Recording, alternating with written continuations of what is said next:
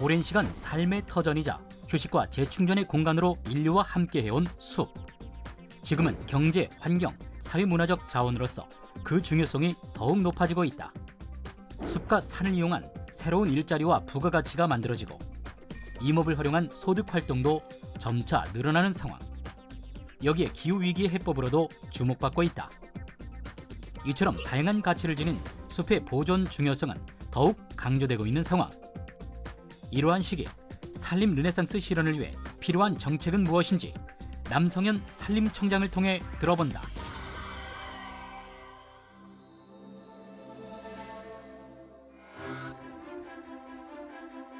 여러분 안녕하십니까? 정책 플랫폼 코리아TV 국정초대석 정관용입니다. 가을 기운이 완연해지면서 요즘 많은 분들이 전국 곳곳에 수려한 산을 찾고 있죠. 본격적으로 단풍이 물들어가면 더 많은 분들이 찾아가실 거고요. 예로부터 산은 우리에게 살아가는데 필요한 것을 내어주는 삶의 공간이었고요. 또 삶에 지친 사람들을 품어주는 쉼의 공간이었습니다. 게다가 지금은 전 세계적인 기후위기에 대응하는 중요한 환경자원으로 자리하고 있죠. 이처럼 경제적으로, 사회적으로 또 환경자원으로서 중요한 산림, 이 산림을 잘 가꾸고 효율적으로 이용하는 것이 중요한 시대입니다. 오늘은 그런 산림 정책에 대해 알아보기 위해서 남성현 산림청장을 모셨습니다. 어서 오십시오. 예, 안녕하세요. 우리 청장님도 등산 좋아하세요? 네, 저 좋아합니다. 자주 가세요? 등산은 좋아하는데 주말에도 여러 가지 우리 재난이 많아서 요즘은 그렇죠. 대기를 많이 해서 산에 자주 못 갑니다. 우리 청장님은 비가 와도 걱정, 안 와도 걱정이실 것 같아요. 네네. 비 오면 산사태 걱정, 네. 안 오면 산불 걱정. 그렇습니다. 그렇죠. 네. 우리 청장님이 산림청에만 한 40여 년? 네, 한 40년 가까이 근무를. 그 40년 기간 동안 제일 기억에 남는 참 떠올리기 싫으시겠지만 네. 제일 큰 재난은 뭐가 있었습니까? 예, 제가 이제 현직에 이제 있을 때 또 현직에서 나갔다가 다시 교수하다 다시 또 산림청장이 됐는데 예. 전에 현직에 있을 때 가장 기억 남는 것은 2000년도에 동해안에 산불. 아주 난 겁니다.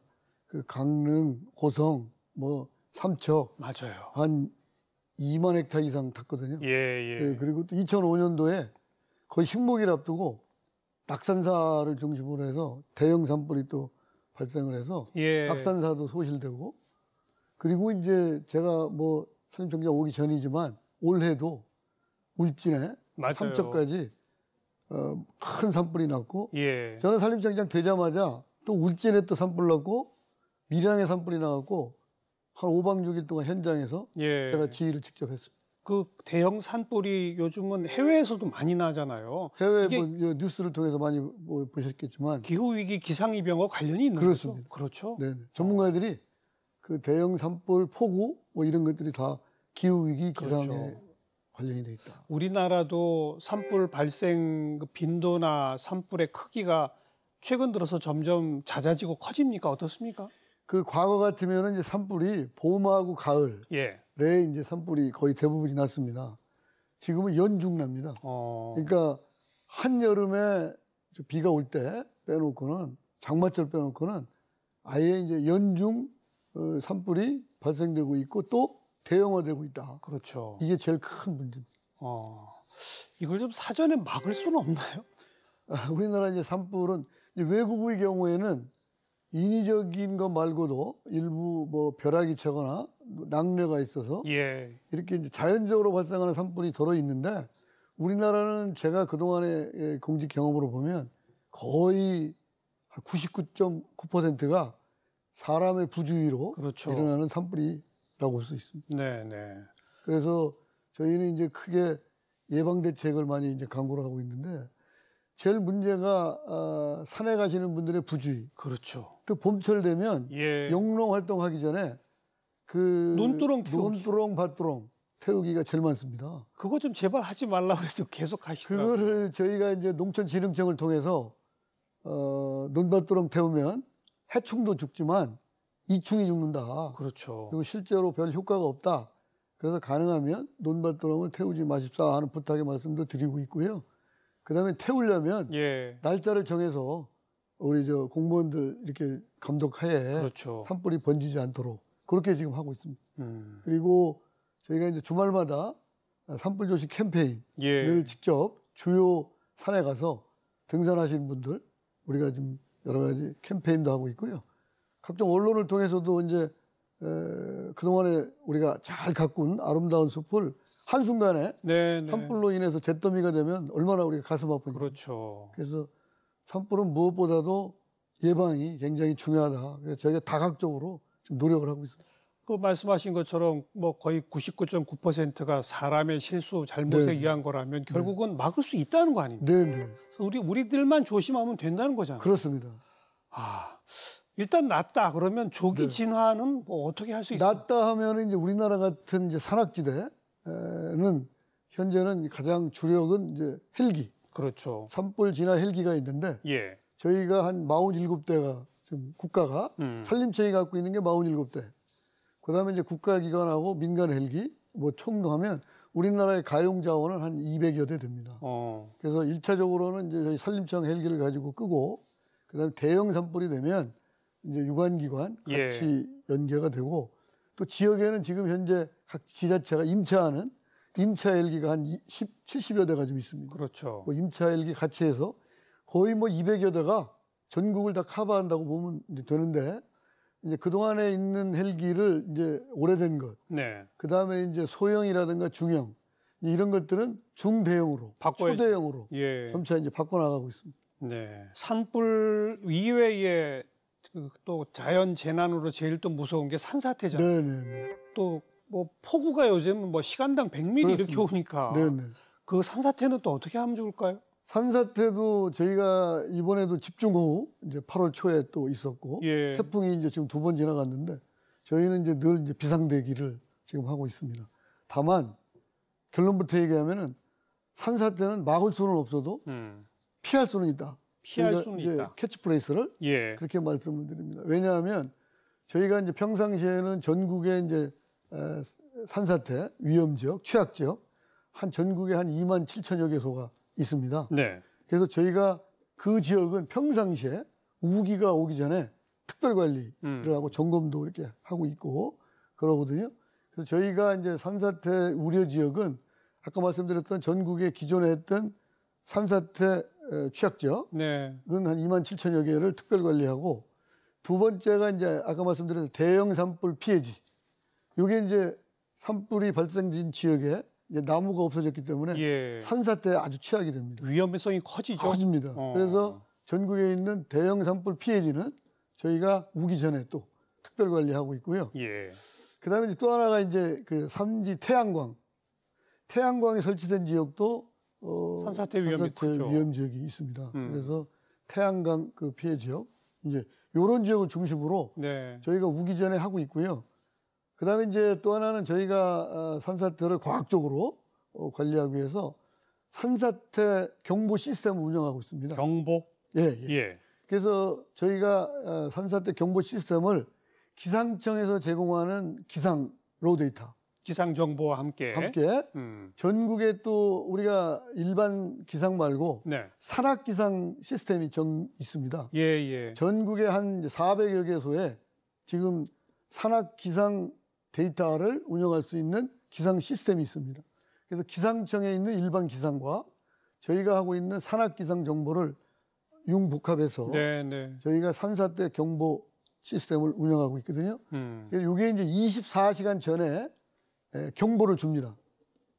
지방자치단체에 예. 산사태 경보 시스템을 통해서 지방자치단체 경보를 주면 지방자치단체는 자기 시군구 단위로 산사태 위험 예보제를 줍니다.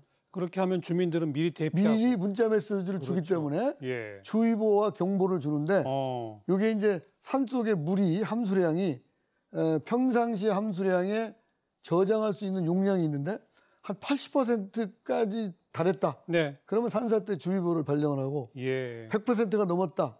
그러면 이제 산사태 경보 시스템을 통해서 알겠습니다. 자기 위치에 있는 모든 분들한테 지역 주민뿐만 아니라 요즘은 이제 전부 우리 인공위성을 통해서 그 통신회사와 연계해서 그 지역을 지나가는 사람까지도 지나가는 사람도 문자 메시지를 통해서 예. 주의보 경보를 주고 있어요. 그러니까 막을 수는 없어도 그렇게 사전에 피할 수는 있다. 네, 그래서 이번에 이제 집중호우도 있었고 2번에 걸친 태풍도 있었지만 인명 피해는 저희 산사태로 인해서는 단 한 건도 없었어요. 맞아요, 맞아요. 그게 바로 그런 예보 시스템 덕분이군요. 그렇습니다.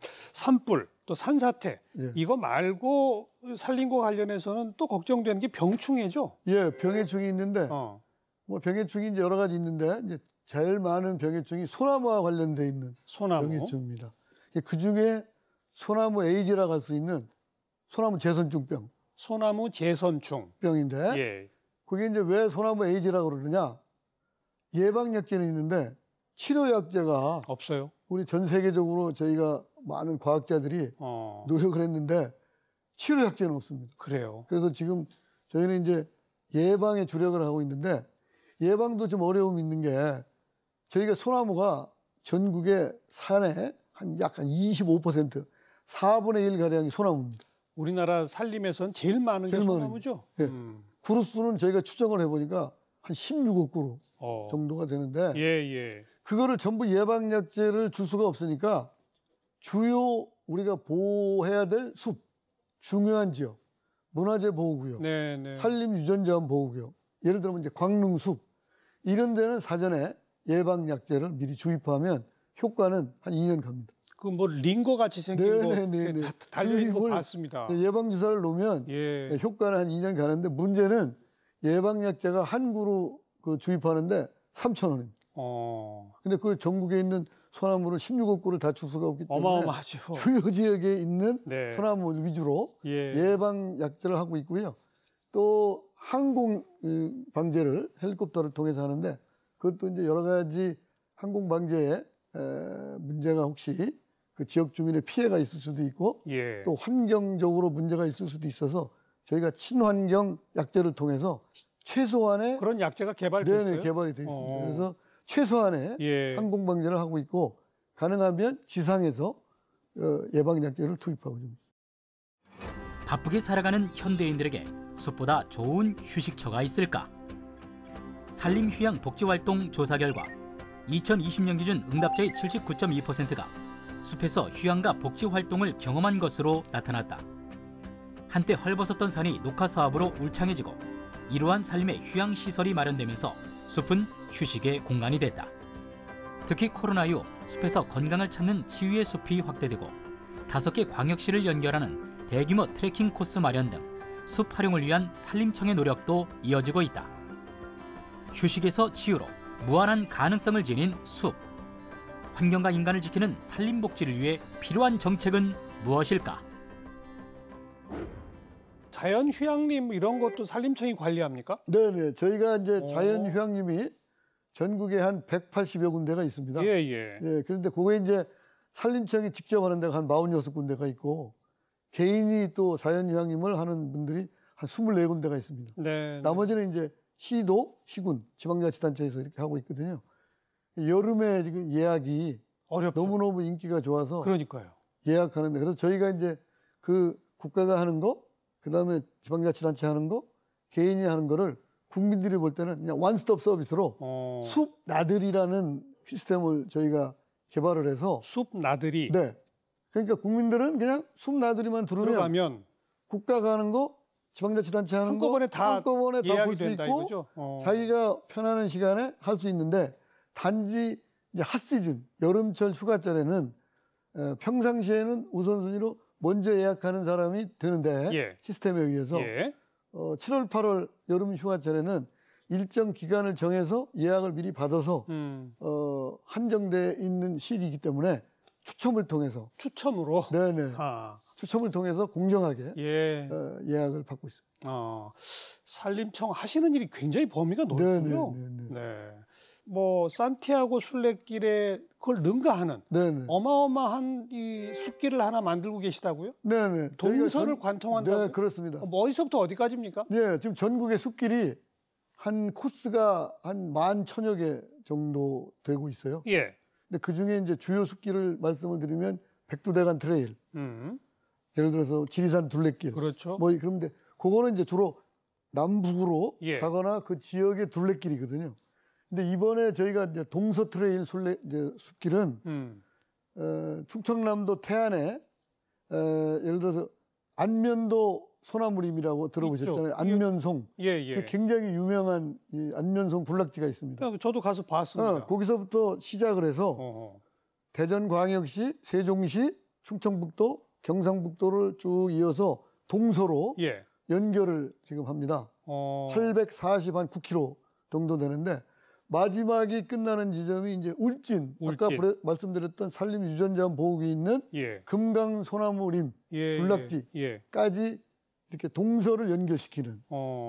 그래서 이제 5개 광역시도 연결하고 약 한 849km인데 그러면 내년부터 시작을 해서 5년간 해서 5년 후는 완전히 동서를 잇는 아주 그야말로 산티아고 순례길과 버금가는 버금이 아니라 훨씬 능가하는.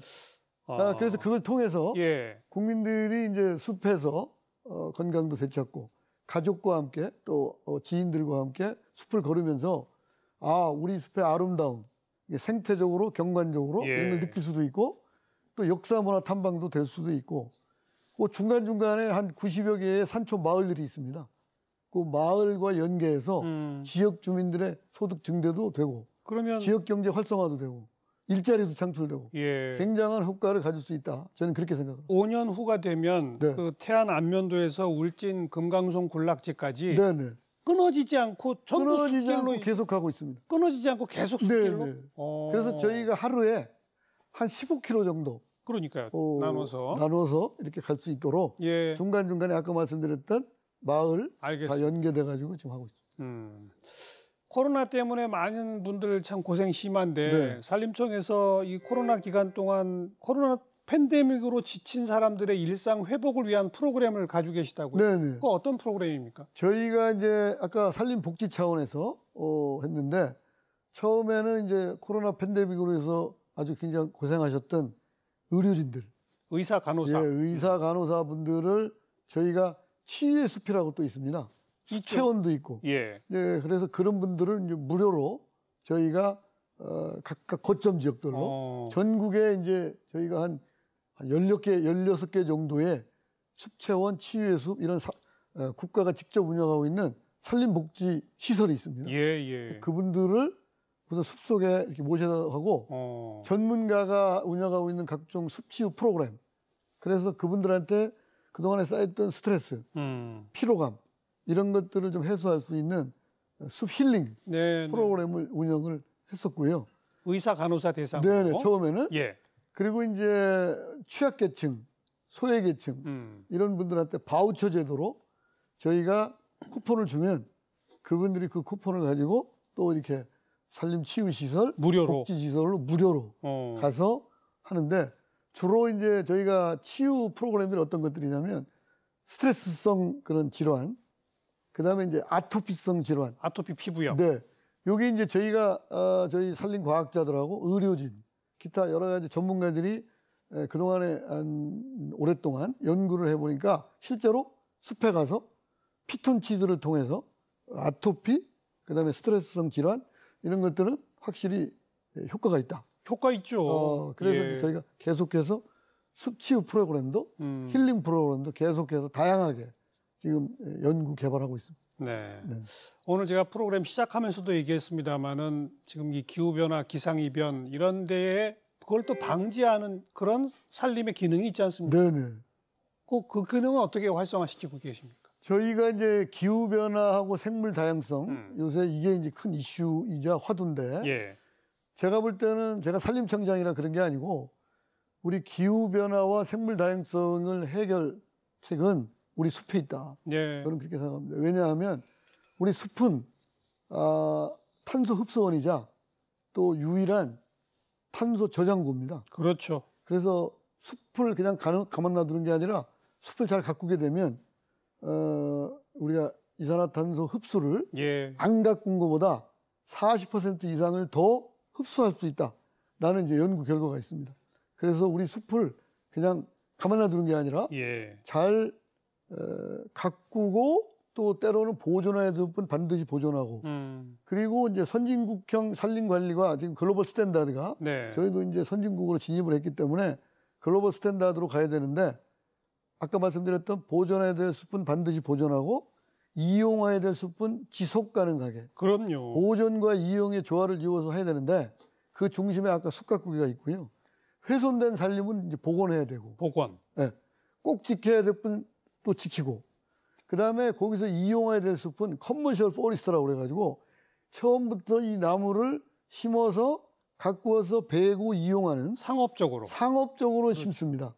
우리나라도 지금 전국에 산을 갖고 계시는 분이 219만 명이나 됩니다. 산을 전업으로 하시는 분이 한 10만여 가구가 됩니다.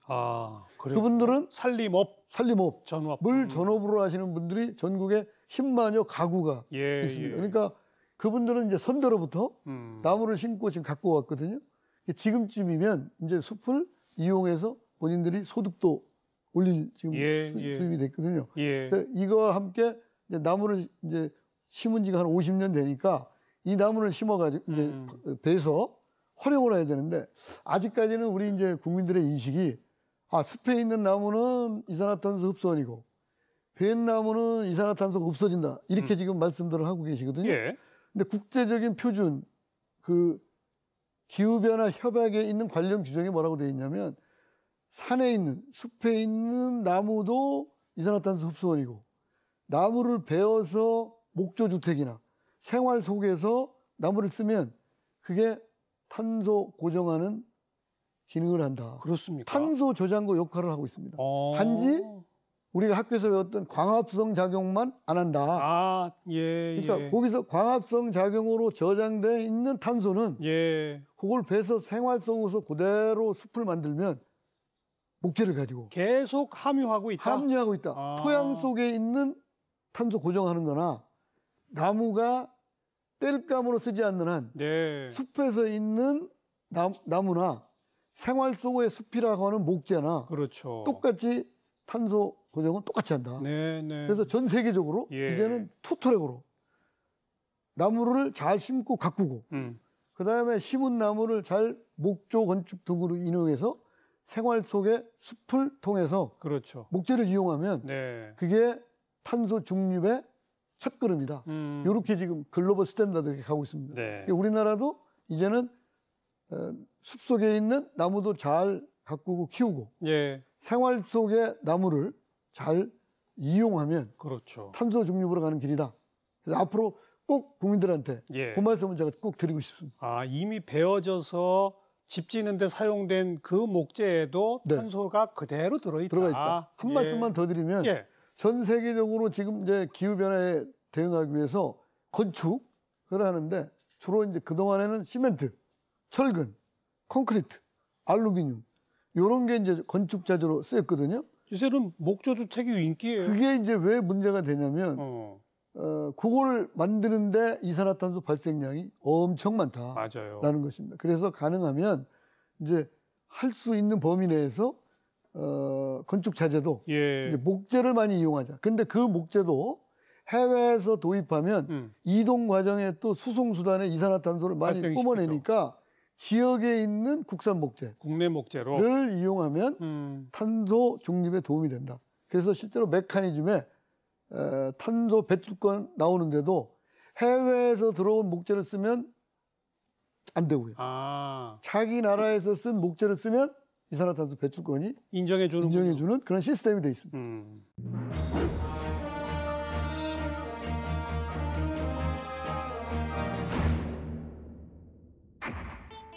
산림 정책은 국민들에게 삶의 질을 높이는 데 도움이 될 수 있도록 하고 산을 갖고 계신 분들하고 임업인들한테는 돈이 되는 보물산으로 갖고 나가 있습니다. 이제 11월이 되면 다시 가을철 산불 조심 기간이 됩니다. 앞으로 산에 가실 때에는 산불을 발생되지 않도록 산불 예상에 각별히 관심을 가져줬으면 좋겠습니다. 푸른 숲, 그 사랑의 시작은 산불 예방입니다. 청장님으로 취임하시면서 산림 르네상스 정책이라는 표현을 사용하셨더라고요. 어떤 내용입니까? 이제 산림 르네상스 그러면 르네상스 그러면 부흥, 혁신, 예. 뭐 이렇지 않습니까? 재창조. 지난 50년간이 황폐된 숲을 산지를 오늘날 이렇게 푸르고 울창하고 아름다운 숲으로 이제 변모시켰으면 예. 앞으로의 50년은 그걸 가지고 우리 국민들한테 돌려주고 그다음에 산을 갖고 계신 분들한테 소득이 되고 예. 권익이 증진될 수 있는 그런 것들을 투트랙으로 가는 그게 저는 이제 그게 실현되면 예. 산림 르네상스다. 그래서 3만 불 시대에 맞는 임업인과 그 산주를 위해서는 산림이 갖고 있는 경제적 기능을 예. 우리가 정책을 통해서 예. 확립을 시키고 그다음에 국민들한테는 휴양복지 서비스를 해서 알겠습니다. 산림복지를 주면 예. 산이 그야말로 국민들한테 삶의 질을 높이는 자원이 될 수 있도록 가는 게 한마디로 표현하면 산림 르네상스다. 이렇게 말씀. 그 산림복지와 휴양 부분은 앞에 짚었으니까 네네. 이제 경제적인 측면 짚어서 네네. 임업직불제를 시행하신다고요? 네네. 그건 어떤 겁니까? 저희가 이제 원래 풀네임은 임업 산림 공익형 직불제 이게 큰 의미인데 그냥 약자로 임업직불제 예. 이렇게 얘기하고 있습니다. 예. 작년에 이제 법을 만들어서 저희가 이제 10월 1일부터 시행을 하게 됩니다. 예. 그러니까 그 동안에 이제 농업 분야하고 수산 분야는 직불제가 이미 있었죠. 시행이 되고 있습니다. 그러니까 어떻게 보면 아까 이제 공익기능 말씀을 드렸는데 농업과 수산업도 어떤 의미에서는 공익적 가치가 좀 있다라고 있죠. 해서 예. 그 직불제를 줬는데 예. 우리는 이제 늦은 감은 있습니다만은 산림이 갖고 있는 그 공익적 가치가 우리 국립산림과학원 연구 결과에 의하면 2018년 기준으로 221조나 됩니다. 국민 1인당 428만 원의 혜택을 받고 있습니다. 예. 그런데 그분들한테는 산주 임업인들한테는 돌려주지 않습니다, 지금. 그래서 그분들한테 청정 임산물을 산에서 친환경적으로 재배하는 분들, 그리고 나무를 심고 잘 가꾼 분들한테 공익가치를 돌려주자. 이런 차원에서 임업직불제를 하게 됐습니다. 그래서 이분들한테는 이제 10월 1일부터 예. 저희가 이제 9월 말까지 신청을 받아서 드리는데 저희가 한번 해보니까 평균 잡아서 한 1인당 이제 그 레인지가 있어요. 이제 조금 받는 분, 많이 받는 분. 규모에 따라 규모에 따라 다르는데 한 160만 7만 원 정도로 지금 추정하고 있습니다. 연간 매년 160만 그거와 관련된 예산이 올해 512억이 어. 있습니다. 512억을 가지고 하는데 지금 9월 말까지 신청을 지금 받고 있습니다. 네. 네. 그분들이 이제 그동안 했던 이제 소득원 플러스 임업직불제가 주면 조금 더 플러스 알파가 생기는 거죠. 되지 않겠나. 획기적인 저는 대책이라고 볼 수 있습니다. 네. 농업직불제, 수산업직불제 똑같이 임업직불제 그렇습니다. 그런 개념으로. 네네. 임업직불제 말고 이 임업 경영을 위한 또 지원 대책은 어떤 것들을 준비하고 계십니까? 저희가 이제 임업직불제 말고 이제 지금 제일 현안 사항이 뭐냐면 그리고 수건 사업이 산을 갖고 있는데 갑자기 이 국민들의 이 건강한 숲을 돌려주기 위해서 산림보호구역이라든가 국립공원이라든가 그린벨트라든가 이런 데에 지정이 돼갖고 묶여있는 분들이 많습니다. 많죠. 그분들이 지금 수건 사업이 내가 내 산을 가지고 돈을 투자를 많이 했는데 국민들한테 많은 삶의 질에 도움이 되는데 나한테 돈이 돼야 될 거 아니냐. 그래서 저희가 이제 지금 태스크포스를 만들어서 공익형 산림보전 지불제. 그러니까 그분들이 산을 갖고 있는데 국가가 공익을 위해서 제한되어 있는 거를 세금은 내고 돈은 벌지를 못하거든요. 예. 그분들한테 그래서 공익가치를 다시 한번 돌려주자. 올해 10월 1일부터 하는 임산물 생산업, 그 다음에 나무를 잘 키우고 육림업 하는 분들한테 주는 거 말고 내 산인데 전혀 손을 못 대는 그린벨트나 이렇게 그린벨트나 묶여서. 산림보호구역 예. 이런 데 있는 데를 그분들한테 산림의 공익가치를 돌려주자. 그래서 이제 관련 제도를 만들기 위해서 태스크포스를 가지고 올해 말이면 이제 법안이 나오면 어느 정도 국회 심의를 거쳐서 내년 되면 저희가 한번 해보지 않겠나 그런 생각을 갖고 있습니다. 그 임업을 할 수 있는 산이 따로 있다면서요? 이제 산이 크게 이제 세 가지로 구분이 되는데 뭡니까? 국민들의 이제 공익을 위한 산지, 공익형 산지. 공익형 산지. 예, 그러니까 공익형 산지가 하나 있고요. 예. 그다음에 임업을 위한 또 임업용 산지가 있습니다. 그다음에 이제 준보존 산지라고 그래서 이거는 개발할 수 있는 여지가 있는 산지. 이 세 가지가 있습니다. 예, 예. 그래서 저희는 이제 공익용 산지는 원래부터 아까 말씀드렸던 산림보호구역, 그린벨트, 그다음에 국립공원 이런 데를 잘 보존해 철저히 나가고, 보존하고, 그다음에 이제 개발 대상할 수 있는 준보존 산지도 그냥 그렇게 나가고, 임업용 산지에 대해서는 산을 갖고 계시는 분들, 임업인들이 자율경영할 수 있도록 산림 규제 완화를 지금 적극적으로 추진하고 있습니다. 그래서 그것도 TF를 구성해서 연말까지. 네. 그래서 저희가 이제 한 15차례에 걸쳐서 제가 직접 현장을 찾아가서 임업인들의 애로사항 그리고 규제 완화 할 수 있는 내용들을 지금 애로 및 건의사항을 받아서 연말까지 그것도 확정할 계획으로 지금 있습니다. 전체 산지 가운데 그 네. 임업할 수 있는 임업용 산지의 비중은 어느 정도나 됩니까? 비중이 지금 정확하게 퍼센테이지를 얼마 안 되죠? 한 반 정도는 되는 걸로. 그 정도나 됩니까? 근데 그동안에 또 이제 산림 경영 위주로 간 게 아니고 산지 규제 위주로 많이 가다 보니까, 그래서 저는 이제 아까 말씀드렸던 재해, 재난, 안전, 환경에 어느 정도 제약의 범위 내에서 규제를 하자만, 네. 임업인들이 산을 갖고 있는 분들이 내 산에 어느 정도 소득을 올릴 수 있는 자율경영 할 수 있는 시스템을 좀 갖춰야 되겠다. 예, 예. 이미 선진국에서도 이게 다 하고 있다. 네. 그래서 산림 정책도 앞으로 그렇게 가야 된다라고 알겠습니다. 생각합니다. 국내 목재 수요가 사실 국내 생산으로 충당이 안 되잖아요. 네네. 어마어마하게 수입하죠, 우리가 지금. 저희가 이제 국토의 한 63%, 한 3분의 2가 산지입니다. 그래서 OECD 국가 중에 랭킹 4위입니다. 핀란드, 노르웨이, 핀란드, 스웨덴, 일본, 우리나라. 이렇게 되는데, 산지의 비율에서. 산지 비율로 말하면 그 네 번째 국가입니다. 그래서 그 선진 국가는 산이 국민 생활과 국민 경제에 아주 도움이 되는 보물산이 됩니다. 물론이죠. 그런 의미에서는 지금 이제 자원 전쟁이 좀 일어나고 있는데, 일본의 예를 들면 일본은 우리나라보다 산지가 약 한 1, 2%가 더 높습니다. 약 한 6%, 7% 이렇게 예. 되는데, 일본은 목재 작업률이 41.8%. 우리나라는 지금 16%.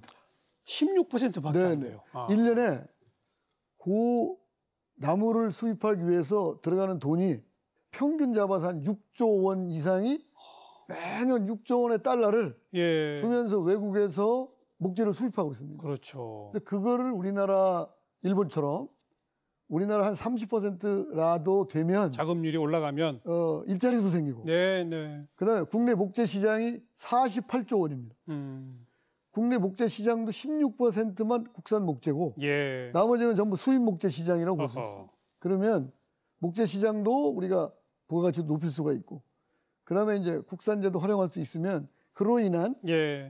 산업 연강 효과도 있어서 일자리도 창출되고 하는데, 지금 가장 우리가 난관에 부딪히는 게 아까 제가 말씀드렸던 국민들은 산에 있는 나무는 탄소 흡수원이고 여러 가지 국민들의 삶의 질 높이는 데 좋은데, 나무를 잘라서 목재로 활용하는 것에 대해서는 굉장히 좀 부정적으로 보는 시각이 있습니다. 인식을 바꿔야 되겠는데요. 그거를 좀 바꿔가는 게 저희 산림청이 해야 될 앞으로 임무인데, 그래서 일본은 이미 수십 년에 걸쳐서 국민들하고 서로 교감하면서 알겠습니다. 공감대를 형성이 돼 있어서 우리나라도 이제는 산에 있는 목재를 활용할 수 있도록 인도도 확충하고, 그다음에 여러 가지 기계화도 하고 전문 기능인도 양성이 돼서 선진국형으로 인프라를 확충하면서 국민들의 목재 쓰는 거를 많이 인식을 좀 전환하면 일본까지는 안 돼도 그래서 저희가 이제 목표를 이 정부 기간 동안에